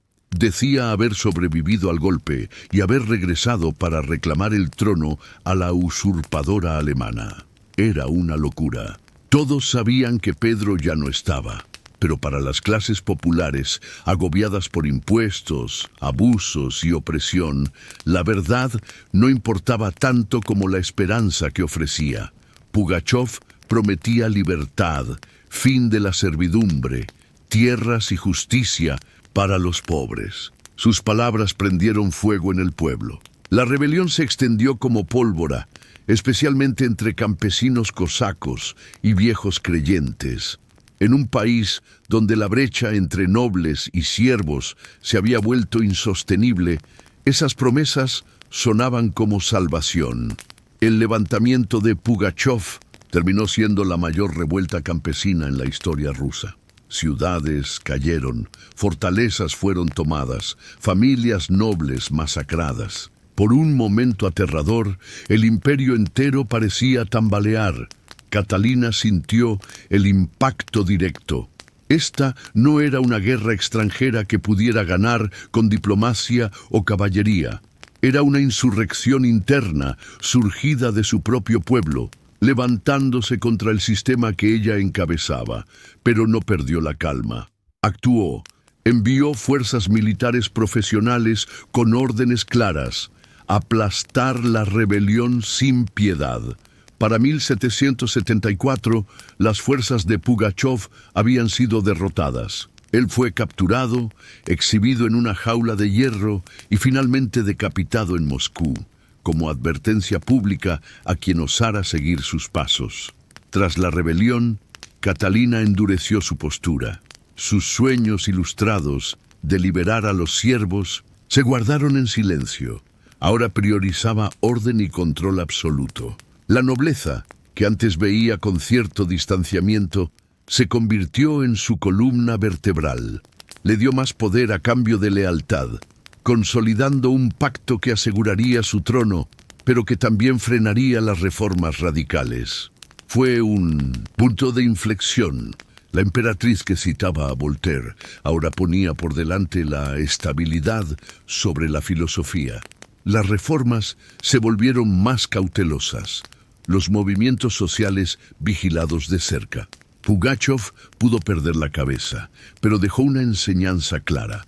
Un poder construido sobre la desigualdad tiene un techo invisible, y antes o después la tormenta siempre llega. Al final de su vida, Catalina había gobernado Rusia por más de 3 décadas, más que cualquier otra mujer en la historia rusa. Desde el primer día en que tomó el trono, desafió expectativas, redibujó mapas y redefinió lo que una mujer podía lograr en un mundo dominado por hombres. Bajo su mandato, Rusia no solo creció territorialmente en más de 200.000 millas cuadradas, absorbiendo Crimea, partes de Polonia y la costa norte del Mar Negro. Esas no eran simples conquistas militares. Eran movimientos estratégicos que aseguraban acceso a puertos de agua cálida, cambiaban rutas comerciales y consolidaban su presencia en Europa. Pero su legado no quedó solo en las fronteras. Dejó una marca cultural imborrable. Ayudó a fundar el Museo del Hermitage. Acumuló una de las colecciones artísticas más importantes de Europa y mantuvo correspondencia directa con las mentes más grandes de la Ilustración. Su corte se convirtió en un centro de arte, refinamiento y ambición intelectual. En un país visto como atrasado por muchos europeos occidentales, Catalina puso a Rusia firmemente en el mapa cultural. Modernizó la educación, fundó escuelas para niñas, impulsó la impresión de libros y fue pionera en introducir la vacunación contra la viruela, incluso recibiendo la inoculación en público como un acto valiente en su época. Sin embargo, su reinado también estuvo lleno de contradicciones. Adoraba los ideales ilustrados, pero nunca liberó a los siervos. De hecho, extendió aún más la servidumbre hacia nuevas regiones. Sus reformas, aunque notables, vinieron desde arriba, diseñadas para pulir el imperio sin cambiarlo por completo. Aún así, su gobierno trajo estabilidad, progreso y ambición. Catalina entendía bien que el poder no se hereda, se construye, se administra y se defiende constantemente. No gobernaba por derecho divino. Lo hacía por fuerza de voluntad, genialidad política y cálculo implacable. La llamaron usurpadora, tirana, seductora, incluso déspota. Pero por encima de todo, fue efectiva. Cuando murió en 1796, Rusia era más rica, más grande y más temida que en siglos anteriores. Dejó un trono sólido, un imperio expandido y una leyenda que trascendería generaciones. Catalina no solo reinó, gobernó con inteligencia, estrategia y un control decidido sobre su destino y el de un imperio. Y al final de todo, fue mucho, más que una emperatriz. Se convirtió en mito, porque detrás de los retratos oficiales, las leyes y las guerras, hubo una mujer que supo navegar un mundo hecho por hombres y lo transformó a su imagen. Una líder que no solo buscaba mantener el poder, sino dejar una huella imborrable en la historia. Ella gobernó un imperio que no quería una mujer al frente, y sin embargo, no solo sobrevivió, floreció. Catalina no se conformaba con ser decorativa. Leía constantemente, escribía sin descanso y nunca dejó de aprender. Su rutina diaria era intensa. Horas revisando informes, correspondencia con potencias extranjeras, edición de documentos oficiales y la gestión de una corte dividida por facciones rivales. No era suficiente sentarse en el trono. Ella lo trabajaba como una estadista nata, pero también, en muchos aspectos, fue una mujer sola, rodeada de cortesanos, amantes y artistas. Aún así escribió en sus memorias sobre cuán pocas personas podía confiar realmente. Su hijo Pablo, a quien desconfiaba profundamente y mantuvo alejado de los asuntos del Estado, creció convirtiéndose en alguien que temía pudiera deshacer todo su legado. Su más fuerte conexión emocional con Gregorio Potemkin evolucionó hacia una amistad profunda, pero su muerte en 1791 dejó una herida que jamás cerró por completo. Catalina construyó su imagen con cuidado extremo. Entendía el poder de la narrativa y lo usó mejor que la mayoría de los monarcas de su tiempo. Se mostraba como madre de Rusia, soberana ilustrada, guerrera, emperatriz y protectora del arte, pero detrás de cada título había una mujer que había enfrentado rechazo, traición, escándalo y rebelión, y siguió adelante. Al morir en 1796, dejó tras de sí un imperio transformado, pero también preguntas que perduran. ¿Podría haber hecho más por liberar a los siervos? Sus ideales de la Ilustración se vieron comprometidos por la política real. ¿Fue más reformadora o simplemente una gobernante pragmática? La historia la recuerda con un título que ella misma nunca reclamó: Catalina la Grande. No por ser perfecta, ni bondadosa, ni justa en todos los sentidos, sino por tomar el poder y usarlo bajo sus propios términos, en una época y lugar donde las mujeres no deberían tener ninguno. No solo llevó la corona, redefinió qué significaba merecerla, Mientras tanto, muy lejos de los salones de San Petersburgo, en las profundidades húmedas de la selva de Chiapas, México, las ruinas de Palenque guardan otro misterio fascinante. El de una reina silenciosa, sepultada en rojo, olvidada por la historia pero recordada por el polvo sagrado de un mundo antiguo.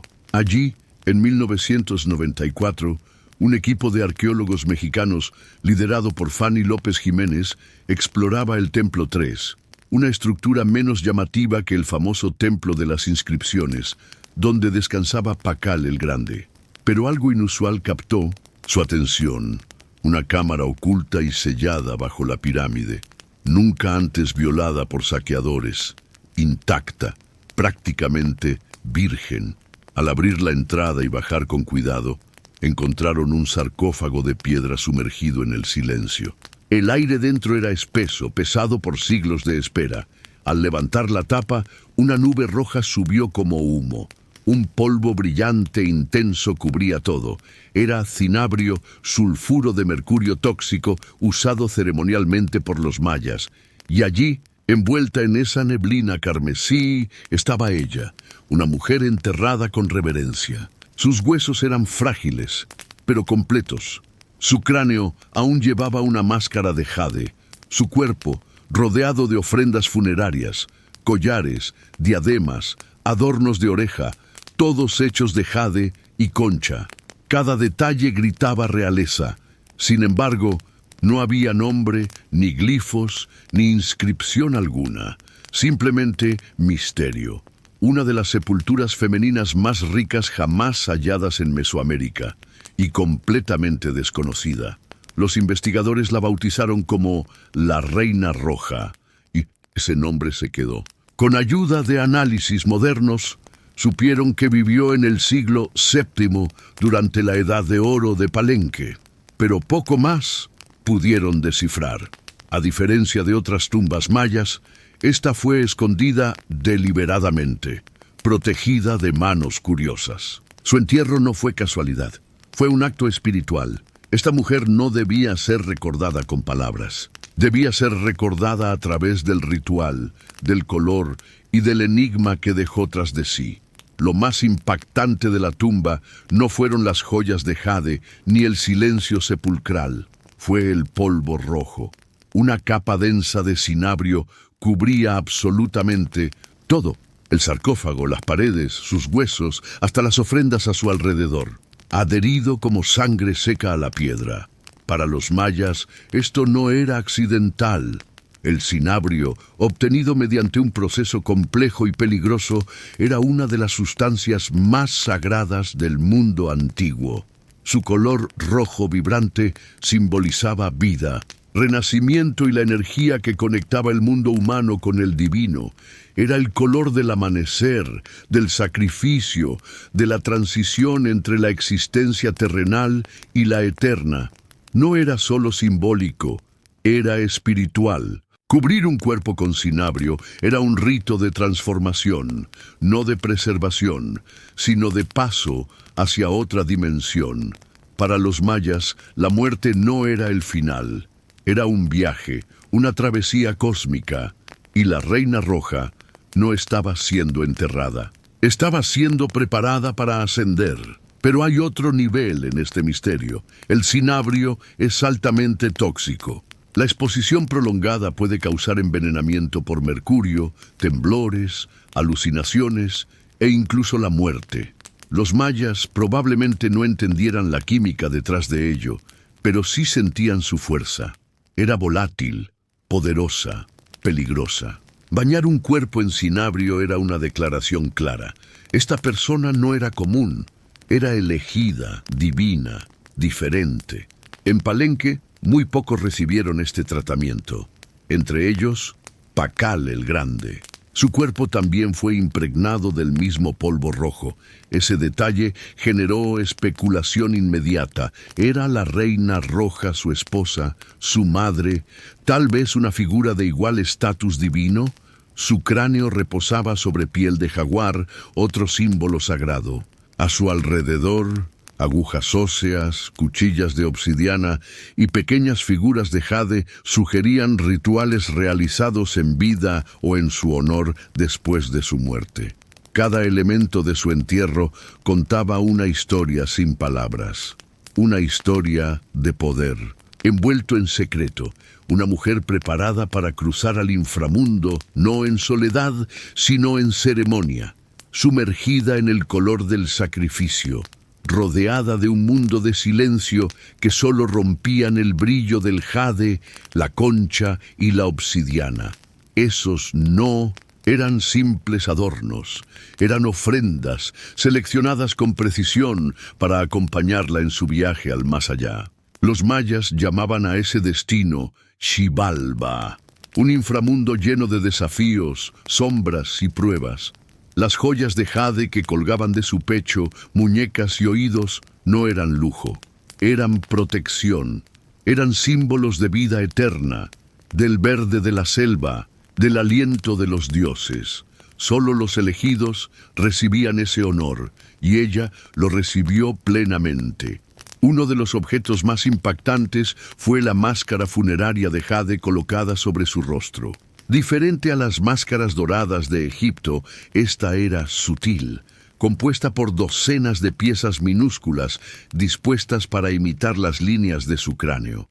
Su función no era solo estética, era ritual, proteger su alma, preservar su identidad y presentarla ante los dioses como una entidad divina.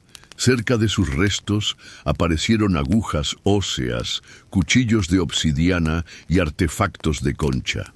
Podrían haber sido herramientas rituales o símbolos de su rol como sacerdotisa, sanadora o matriarca real. Una aguja ósea tenía una inscripción débil pero claramente intencionada, como un eco diminuto de su voz, perdido en el tiempo. A sus pies y en los bordes de la tumba, vasijas de cerámica permanecían selladas, posiblemente llenas en su momento con comida, bebida o incienso para alimentar su espíritu más allá de la muerte. Para los mayas, el más allá no era un lugar de descanso, sino un camino lleno de obstáculos. Aquellas ofrendas no eran lujos, eran provisiones esenciales. Desde nuestra perspectiva moderna, la tumba parece íntima, no excesiva, sino precisa. Nada de oro, ni carros, ni ostentación. Solo objetos cargados de peso espiritual, verdaderos mapas para guiar su alma. A través de estos tesoros, vislumbramos cómo los mayas entendían la muerte, no como un final, sino como una transición de poder. La reina roja no fue enterrada para ser olvidada, fue preparada para elevarse, y aunque toda la grandeza de su tumba llama la atención, hay un vacío que la hace aún más intrigante. Ningún nombre, ninguna inscripción en su sarcófago, una ausencia que nos devuelve a la pregunta inicial: ¿quién fue ella realmente? ¿Reina? ¿Sacerdotisa? ¿Esposa de un rey legendario? Tal vez nunca lo sepamos con certeza, pero su silencio habla por sí solo. En un mundo donde las voces femeninas han sido borradas de tantas historias, la Reina Roja sigue diciéndonos algo importante. Ella estuvo aquí y fue grande. Ningún glifo en las paredes reveló su identidad. Ningún símbolo grabado recordó su nombre. A pesar de eso, una cosa era clara: esta mujer fue poderosa. Pero ¿quién fue realmente? Desde que su tumba fue descubierta, los arqueólogos y estudiosos han intentado unir las piezas de este misterio. Una de las teorías más fuertes señala a Sakbu-Ar, esposa de Kinich-Janab Pakal, conocido hoy como Pakal el Grande, el gobernante más legendario de Palenque. Sakbu-Ar no fue solo una compañera real, nació en la nobleza y se integró en la dinastía de Palenque desde joven. Fue madre de al menos 3 hijos importantes y ocupó un rol clave en los rituales del reinado de su esposo. Si alguien merecía ser enterrada con honor y simbolismo, esa era ella. La ubicación de su sepulcro refuerza esta hipótesis. Estaba a apenas unos metros del templo de las inscripciones, donde descansaba Pakal. Esta cercanía no fue casual, fue deliberada. Una conexión entre dos regentes que trascendió la muerte. Y luego estaba el cinabrio. Solo 2 tumbas en Palenque fueron halladas con tal cantidad de este pigmento rojo tan sagrado. La de Pakal y la de la Reina Roja. ¿Una coincidencia? Muy improbable. Pero el misterio crece aún más si consideramos los resultados de los análisis de ADN realizados sobre ambos cuerpos. No hubo evidencia de un linaje directo. No compartían sangre materna. Sin embargo, eso no descarta un vínculo político, espiritual o incluso emocional. Algunos expertos sugieren que pudo haber sido Sakuk, la madre de Pakal, quien ejerció el control antes de que él asumiera el trono. Otros creen que tal vez fuera una sacerdotisa de alto rango, una hermana de sangre real o una antepasada cuyo nombre fue borrado por el tiempo.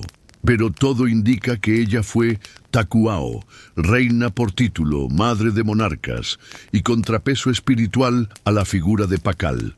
El hecho de que su nombre no haya quedado registrado puede no ser un error, puede haber sido una decisión intencional. En la cosmovisión maya, la inmortalidad no dependía de monumentos ni de inscripciones.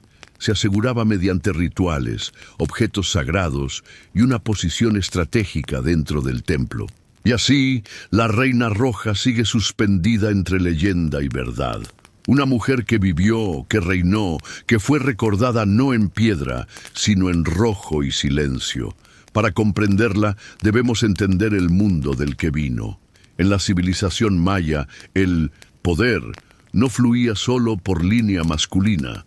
Las mujeres nobles tenían roles profundamente influyentes. Eran guardianas de tradiciones, mediadoras de alianzas, líderes en ceremonias y figuras centrales en la legitimidad de los gobernantes. Su presencia en la historia no era decorativa, era funcional, política y simbólica. Un ejemplo claro es Sakuk, madre de Pakal.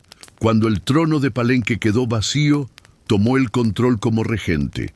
No fue una figura pasajera, fue una gobernante en sus propios méritos, emitiendo órdenes y supervisando construcciones que moldearon la ciudad. Sin ella, Pakal podría nunca haber llegado al poder. Ella no fue única. En lugares como Yaxchilán, Calakmul y Naranjo, hay registros que muestran a mujeres liderando rituales, participando en guerras simbólicas y hasta gobernando abiertamente. Muchas aparecen en esculturas y murales, vestidas con tocados reales, paradas junto a los reyes no como sombras, sino como iguales, a veces incluso superiores. Sus nombres fueron escritos en glifos, sus voces resonaron en piedra, hasta que la historia colonial las olvidara. Los conquistadores españoles vieron a las mujeres nativas como figuras mudas en un mundo dominado por hombres. Pero la arqueología cuenta otra historia, una de roles complejos, poder negociado y no heredado, fuerza femenina tejida entre dioses y dinastías. Este contexto transforma completamente nuestra visión de la Reina Roja. Ella no tuvo que reinar oficialmente para dejar huella. Su tumba, rica, cuidadosamente diseñada y posicionada junto al templo de Pakal, habla por sí sola. Su máscara de jade no fue solo ornamento, fue un símbolo de autoridad, de identidad protegida incluso en la muerte. Su legado genético puede haberse perdido, pero su linaje espiritual parece haber sido el pilar que sostuvo a la dinastía de Palenque. En la cultura maya, una reina no era simplemente parte del trono, era guardiana de una línea sagrada, voz en ceremonias y puente entre el cielo y la tierra. La Reina Roja puede estar sin nombre, pero en su mundo jamás fue invisible. Su entierro no fue solo un descanso final, fue una preparación, un espacio cargado de cosmología, ritual y propósito claro. Fue encontrada dentro del templo. 3. Una estructura más humilde que el templo de las inscripciones, pero no menos significativa. Su proximidad con la tumba de Pakal no fue accidental. Fue una elección guiada por mito, astrología y memoria dinástica. El templo 3 puede parecer modesto, pero guarda algo íntimo.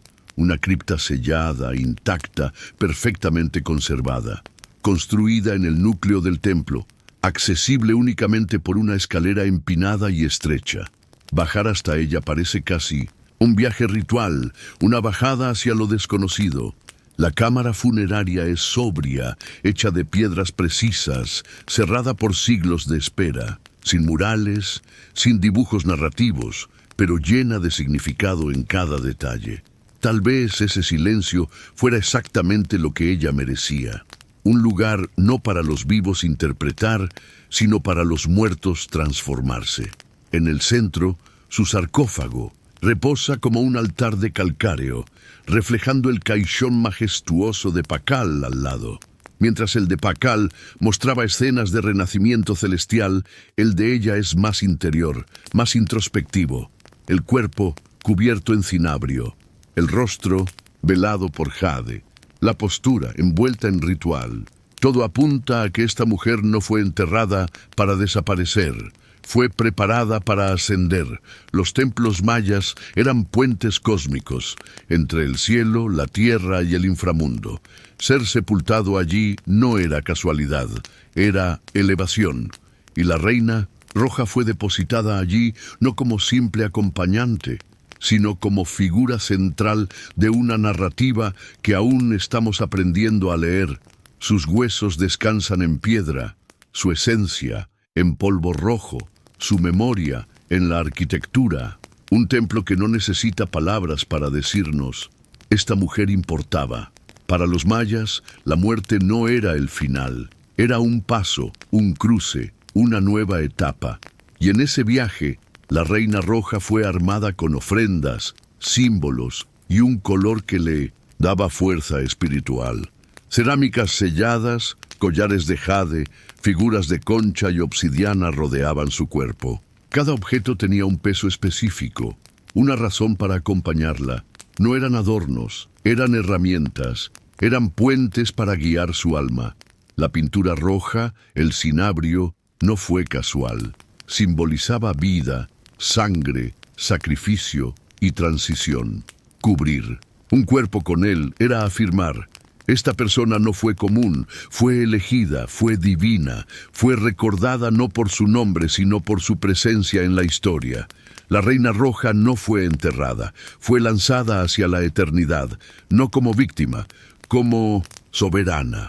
Y aunque su identidad permanezca enigmática, su mensaje es claro: ella estuvo aquí y fue grande. Ningún glifo en las paredes reveló su identidad. Ningún símbolo grabado recordó su nombre. A pesar de eso, una cosa era clara: esta mujer fue poderosa. Pero ¿quién fue realmente? Desde que su tumba fue descubierta, los arqueólogos y estudiosos han intentado unir las piezas de este misterio. Una de las teorías más fuertes señala a Sakbu-Aarn, esposa de Kinich-Janab Pakal, conocido hoy como Pakal el Grande, el gobernante más legendario de Palenque. Sakbu-Aarn no fue solo una compañera real. Nació en la nobleza y se integró en la dinastía de Palenque desde joven. Fue madre de al menos 3 hijos importantes y ocupó un rol clave en los rituales del reinado de su esposo. Si alguien merecía ser enterrada con honor y simbolismo, esa era ella. La ubicación de su sepulcro refuerza esta hipótesis. Estaba a apenas unos metros del templo de las inscripciones, donde descansaba Pakal. Esta cercanía no fue casual, fue deliberada. Una conexión entre 2 regentes que trascendió la muerte. Y luego estaba el cinabrio. Solo 2 tumbas en Palenque fueron halladas con tal cantidad de este pigmento rojo tan sagrado, la de Pakal y la de la reina roja. ¿Una coincidencia? Muy improbable. Pero el misterio crece aún más si consideramos los resultados de los análisis. de ADN realizados sobre ambos cuerpos. No hubo evidencia de un linaje directo, no compartían sangre materna. Sin embargo, eso no descarta un vínculo político, espiritual o incluso emocional. Algunos expertos sugieren que pudo haber sido Sakuk, la madre de Pakal, quien ejerció el control antes de que él asumiera el trono. Otros creen que tal vez fuera una sacerdotisa de alto rango, una hermana de sangre real o una antepasada cuyo nombre fue borrado por el tiempo. Pero todo indica que ella fue Takwau, reina por título, madre de monarcas y contrapeso espiritual a la figura de Pakal. El hecho de que su nombre no haya quedado registrado puede no ser un error. Puede haber sido una decisión intencional. En la cosmovisión maya, la inmortalidad no dependía de monumentos ni de inscripciones. Se aseguraba mediante rituales, objetos sagrados y una posición estratégica dentro del templo. Y así, la Reina Roja sigue suspendida entre leyenda y verdad. Una mujer que vivió, que reinó, que fue recordada no en piedra, sino en rojo y silencio. Para comprenderla, debemos entender el mundo del que vino. En la civilización maya, el poder no fluía solo por línea masculina. Las mujeres nobles tenían roles profundamente influyentes. Eran guardianas de tradiciones, mediadoras de alianzas, líderes en ceremonias y figuras centrales en la legitimidad de los gobernantes. Su presencia en la historia no era decorativa, era funcional, política y simbólica. Un ejemplo claro es Sakuk, madre de Pakal. Cuando el trono de Palenque quedó vacío, tomó el control como regente. No fue una figura pasajera, fue una gobernante en sus propios méritos, emitiendo órdenes y supervisando construcciones que moldearon la ciudad. Sin ella, Pakal podría nunca haber llegado al poder. Ella no fue única.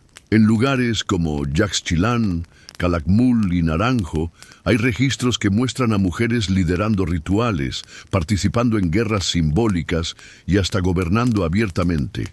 Muchas aparecen en esculturas y murales vestidas con tocados reales, paradas junto a los reyes, no como sombras, sino como iguales, a veces incluso superiores. Sus nombres fueron escritos en glifos, sus voces resonaron en piedra, hasta que la historia colonial las olvidara. Los conquistadores españoles vieron a las mujeres nativas como figuras mudas en un mundo dominado por hombres. Pero la arqueología cuenta otra historia, una de roles complejos, poder negociado y no heredado, fuerza femenina tejida entre dioses y dinastías. Este contexto transforma completamente nuestra visión de la Reina Roja. Ella no tuvo que reinar oficialmente para dejar huella. Su tumba, rica, cuidadosamente diseñada y posicionada junto al templo de Pakal, habla por sí sola. Su máscara de jade no fue solo ornamento, fue un símbolo de autoridad, de identidad protegida incluso en la muerte. Su legado genético puede haberse perdido, pero su linaje espiritual parece haber sido el pilar que sostuvo a la dinastía de Palenque. En la cultura maya, una reina no era simplemente parte del trono, era guardiana de una línea sagrada, voz en ceremonias y puente entre el cielo y la tierra. La Reina Roja puede estar sin nombre, pero en su mundo jamás fue invisible.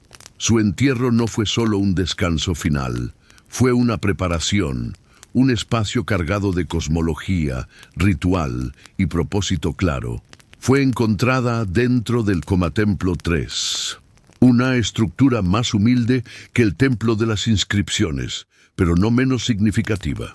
Su proximidad con la tumba de Pakal no fue accidental.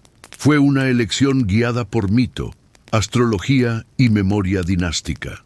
El Templo III puede parecer modesto, pero guarda algo íntimo, una cripta sellada, intacta, perfectamente conservada, construida en el núcleo del templo, accesible únicamente por una escalera empinada y estrecha.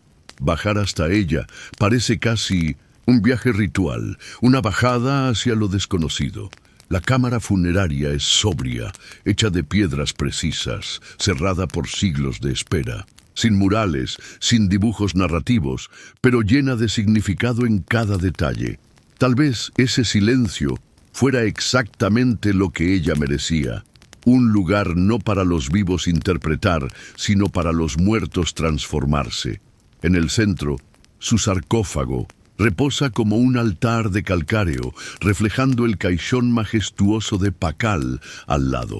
Mientras el de Pakal mostraba escenas de renacimiento celestial, el de ella es más interior, más introspectivo. El cuerpo, cubierto en cinabrio, el rostro, velado por jade, la postura envuelta en ritual. Todo apunta a que esta mujer no fue enterrada para desaparecer, fue preparada para ascender. Los templos mayas eran puentes cósmicos entre el cielo, la tierra y el inframundo. Ser sepultado allí no era casualidad, era elevación. Y la reina roja fue depositada allí no como simple acompañante, sino como figura central de una narrativa que aún estamos aprendiendo a leer. Sus huesos descansan en piedra, su esencia en polvo rojo, su memoria en la arquitectura. Un templo que no necesita palabras para decirnos, esta mujer importaba. Para los mayas, la muerte no era el final, era un paso, un cruce, una nueva etapa. Y en ese viaje, la reina roja fue armada con ofrendas, símbolos y un color que le daba fuerza espiritual. Cerámicas selladas, collares de jade, figuras de concha y obsidiana rodeaban su cuerpo. Cada objeto tenía un peso específico, una razón para acompañarla. No eran adornos, eran herramientas, eran puentes para guiar su alma. La pintura roja, el cinabrio, no fue casual, simbolizaba vida, sangre, sacrificio y transición. Cubrir un cuerpo con él era afirmar, esta persona no fue común, fue elegida, fue divina, fue recordada no por su nombre, sino por su presencia en la historia. La reina roja no fue enterrada, fue lanzada hacia la eternidad, no como víctima, como soberana, y aunque su identidad permanezca enigmática, su mensaje es claro, ella estuvo aquí, y fue grande. En otra pintura, flota en un paisaje desolado, atada a una columna rota, una metáfora clara de su espina dorsal destrozada. Frida no se retrataba llorando solo por el dolor físico, se pintaba fracturada, decapitada, desnuda, pero nunca pasiva, siempre mirando directamente al espectador, sufrimiento que no era ocultado ni suavizado. Ella plasmaba el horror del trauma con belleza, con rebeldía y hasta con cierto humor negro.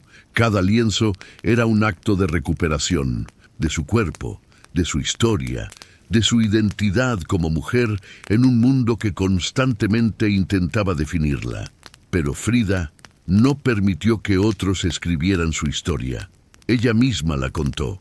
No solo eso, creó un nuevo tipo de narrativa visual, una mezcla única de arte popular mexicano, surrealismo, ilustración médica y simbolismo personal. Sus cuadros se convirtieron en autopsias oníricas de su alma, enmarcadas en color, cultura y mito. Cuando finalmente pudo volver a caminar, aunque con dolor constante, ya no era aquella chica que soñaba con ser médica. Ahora era una artista. Y su arte no se parecía a nada visto antes. Frida había tomado lo peor que le había pasado y lo transformó en fuente de creación. No fue simplemente una forma de escapar, fue una declaración. Ella no solo pintaba su dolor, obligaba al mundo a enfrentarlo, y al hacerlo, convertía el sufrimiento en un acto sagrado de expresión personal. En 1928, aún recuperándose, pintando sin descanso y con apenas 21 años, Frida Kahlo conoció al hombre que cambiaría su vida de formas profundas y turbulentas, Diego Rivera. Él tenía casi 20 años más que ella y ya era el pintor más famoso de México. Alto, corpulento, Con una presencia inmensa, Diego dominaba el muralismo mexicano con obras cargadas de mensaje político y raíces populares. Frida ya conocía su trabajo, lo admiraba, pero ahora quería que él viera el suyo. Llegó hasta él mientras trabajaba en el Ministerio de Educación, interrumpiendo su andamiaje para preguntarle directamente: ¿tengo talento? Diego la miró, observó sus pinturas y respondió: sí, y no te lo digo por amabilidad. Él vio en ella algo único, una voz sin filtros, cruda y sin pretensión, llena de rabia, ironía, dolor y también belleza. Así comenzó una relación tan intensa como desgastante. Para Frida fue amor, fue arte, fue tormenta. Ella misma dijo: he tenido 2 accidentes graves en mi vida. Uno fue un tranvía golpeándome, el otro fue Diego. Contrajeron matrimonio en 1929. Una unión extraña para muchos. Diego, grande, infiel, celebrado. Frida, afilada, independiente, con bastón en mano y dolor marcado en cada paso. Sus padres llamaron a la boda la unión entre un elefante y una paloma.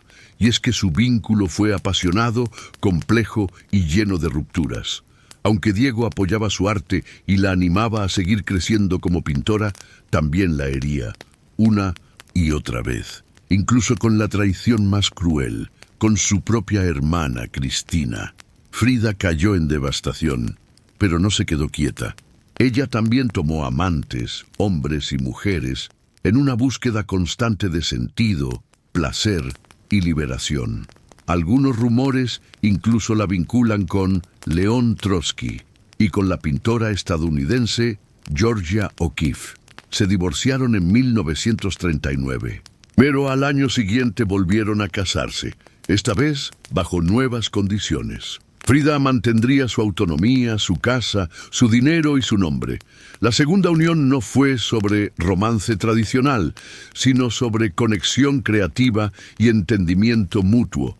A pesar de las heridas, Diego siguió siendo una fuerza constante en su vida. La desafió, la lastimó, pero también la creyó como artista, como revolucionaria y como alguien capaz de redefinir qué podía ser la pintura. Juntos no hubo paz, pero sí leyenda. En los años 30, Frida acompañó a Diego al norte, a San Francisco, Detroit y Nueva York, donde él recibía encargos importantes. Esos años fuera de México le dieron cara a cara con el industrialismo americano, la riqueza excesiva y las contradicciones del capitalismo. Esto la impactó profundamente. Frida era una nacionalista orgullosa, comunista comprometida y admiradora de las tradiciones indígenas. La opulencia que vio en Estados Unidos, especialmente en plena Gran Depresión, alimentó su desencanto. En cartas a casa, criticaba el materialismo, la obsesión por las apariencias y añoraba el caos, el color y la contradicción de su tierra. Mientras Diego pintaba murales enormes sobre paredes industriales, Frida empezaba a crear revoluciones pequeñas, íntimas. Trabajaba sobre láminas de estaño y lienzos reducidos, desarrollando un estilo único, surrealista sin sueños, emocional sin distanciamiento, íntimo sin vergüenza. Fue en ese periodo cuando produjo algunos de sus autorretratos más icónicos. Ella no se pintaba por vanidad, lo hacía por supervivencia. Su identidad se convirtió en paisaje. Con su cuerpo marcado por el accidente, múltiples cirugías y un embarazo fallido en Detroit, Frida se adentró en sí misma. Sus cuadros mostraban sangre, huesos rotos, órganos expuestos, pero siempre con una mirada firme, directa, inquebrantable. Una de sus obras más poderosas fue el Hospital Henry Ford. Allí aparece tumbada en una cama de hospital, llorando, rodeada de símbolos de pérdida. Un feto, un caracol, equipo médico, una pelvis agrietada. Era brutal, gráfico y profundamente humano, un lienzo que sangraba verdad. De regreso a México, Frida se sumergió aún más en la política izquierdista. Junto a Diego, abrieron las puertas de su hogar a León Trotsky, quien vivía en 1900, el exilio. Frida vestía trajes de tehuana no como moda, sino como declaración cultural y política. Su arte nunca estuvo separado de sus ideales. Su identidad, su cuerpo y su pensamiento se entrelazaban en cada obra. Mientras Rivera pintaba revoluciones en muros, Frida las pintaba en carne y hueso. En cada pincelada mostraba el costo humano de los cambios, el cuerpo partido, la mente ardiendo, el yo reflejado con honestidad. En el exilio y en la enfermedad no fue solo una pintora del dolor, fue una pintora de resistencia. Al regresar a México a finales de los años 30, Frida ya no era solo la esposa de Diego. Se había convertido en algo completamente diferente. Una fuerza. Una artista cuyo trabajo irradiaba honestidad pura, simbolismo surrealista y una identidad cultural inconfundible. De vuelta a su tierra, Frida se encontró consigo misma. Su casa azul en Coyoacán se transformó en un santuario de color y paradoja. Paredes cobalto, detalles en amarillo brillante, estatuas aztecas en el jardín, monos y loros vagando libres. Esa casa era una extensión de su imaginación, una fusión de tradición y rebeldía, elegancia y conexión con lo terrenal. Allí se rodeó de artefactos precolombinos, piezas exóticas, libros de arte popular y manifiestos revolucionarios. Usaba vestidos tehuana con flores en el cabello y pintaba entre el aroma del incienso de copal y el sonido del mariachi en la calle. Este fue un período de explosión creativa. Sus cuadros se volvieron aún más simbólicos, intrincados y políticamente cargados. En obras como Las dos Fridas, reveló una autoimagen partida, una usando vestimenta europea con el corazón sangrando, la otra en traje indígena, fuerte, compuesta. Era su autobiografía visual, un retrato de amor, pérdida y herencia. En 1939 expuso su trabajo en París. Artistas como Picasso, André Breton y Kandinsky reconocieron su estilo único, su visión fresca, su fuerza visceral. Pero incluso entre los surrealistas, Frida se destacó por fuera de lugar. Cuando Breton intentó etiquetarla como parte del movimiento, ella respondió: creían que era surrealista, pero no lo soy. Nunca pinté mis sueños, pinté mi realidad, mi cuerpo, mi país, mi dolor, mi identidad. Y así fue. Frida pintaba a México, no la versión turística ni idealizada, sino la vibrante, sangrante y real. Sus obras palpitaban de simbolismo: esqueletos, colibríes, corazones, espinas, maíz y sangre. Rindió homenaje a las raíces indígenas de Mindons, su tierra, mientras desenmascaraba la violencia del pasado y presente. Pero mientras su voz artística se fortalecía, su salud seguía decayendo. Cirugías, infecciones, dolores crónicos eran su rutina diaria. Aún así, Frida pintaba. Desde la cama, con el torso aprisionado en corsés ortopédicos, con los dedos agarra el pincel con fuerza, continuaba creando. Regresó a México no para rendirse, sino para reclamar su poder, a través del arte, de la política y de su manera irreverente de existir. Durante los años 40, su cuerpo la traicionaba con mayor frecuencia. Su espina dorsal se deterioraba. Su pierna derecha sufría infección tras infección. Durante su vida, superó más de 30 cirugías, muchas veces seguidas, sin descanso. Hubo meses enteros postrada, envuelta en yeso o sometida a dispositivos de tracción que estiraban sus huesos. Pero ni siquiera entonces dejó de pintar. Cada lienzo en esos años fue al mismo tiempo un grito y un escudo. Sus obras se oscurecieron, se volvieron más desafiantes. De Osetoy, la columna rota, Frida se muestra partida en dos, atravesada por clavos, con una columna jónica resquebrajada en lugar de su espina dorsal. Pero su rostro permanece estoico, su mirada inalterable. Para Frida, el dolor ya no era solo un tema, era su compañero, su antagonista, su musa. Su voz política también se amplificó. Se unió al Partido Comunista Mexicano. Marchó en protestas, escribió cartas incendiarias y denunció el imperialismo y la injusticia social. Cuando su salud ya no le permitió caminar, no se retiró. Asistió a manifestaciones en silla de ruedas, gritando consignas, llevando pancartas, desafiando al sistema con su presencia. En 1953, Frida recibió su primera exposición individual en México. Fue un momento merecido, pero su cuerpo ya no le permitía asistir normalmente. Los médicos le prohibieron salir de la cama. Entonces hizo lo que solo Frida haría. Llegó en ambulancia sobre una camilla y fue colocada en medio de la galería sobre su cama de hospital. Vestida con lujo tradicional, rodeada de sus propias obras, recibió a los invitados con tequila, risas y esa chispa que jamás abandonó sus ojos. Sus últimas pinturas fueron a la vez infantiles y aterradoras. En El marxismo dará salud a los enfermos. Frida se representa usando un corsé de acero, sostenida por manos que salen del suelo, alejando símbolos de opresión. Era su grito final de fe en la revolución, en la sanación, en el cambio. Su última obra conocida fue un bodegón con rebanadas de sandía. En una de ellas, las palabras estaban escritas en rojo.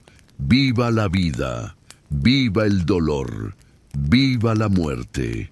Incluso ante la sombra del fin, Frida permaneció desafiante, alegre y política. Sus últimas pinturas no fueron solo autorretratos, fueron actos de revolución, hechos con pinceladas de sufrimiento, pero siempre firmados con vida. El 13 de julio de 1954, a los 47 años, Frida Kahlo murió en el mismo lugar donde había nacido, la Casa Azul, en Coyoacán. La causa oficial fue un embolismo pulmonar, pero quienes la amaron sabían que era más que eso. Había estado enferma, sí, pero también cansada, agotada por el dolor constante, por cirugías interminables, por la guerra silenciosa que libraba su cuerpo desde hacía décadas. Días antes de su partida, aún débil y en silla de ruedas, se arrastró hasta una protesta política en contra del golpe de Estado impulsado por la CIA en Guatemala. Su puño cerrado se alzó entre gritos colectivos.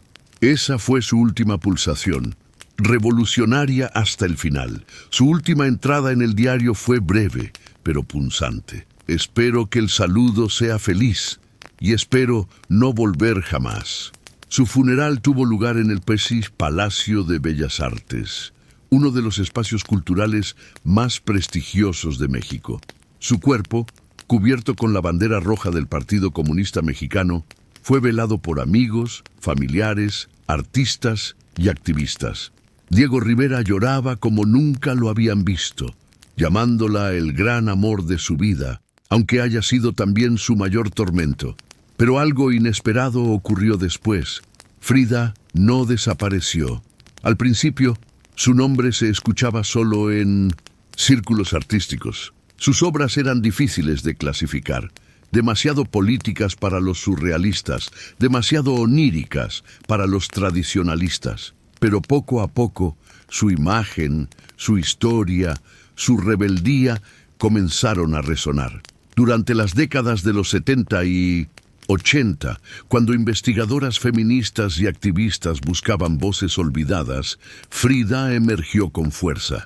Ya no era solo una pintora, se convirtió en símbolo del dolor transformado en belleza, del feminismo nacido en resistencia, de la identidad mexicana celebrada sin disculpas, de la diversidad sexual, de la discapacidad visible, de la autenticidad sin filtros. Su rostro, sus cejas unidas, sus flores entre el cabello, su mirada directa, se volvieron icónicos.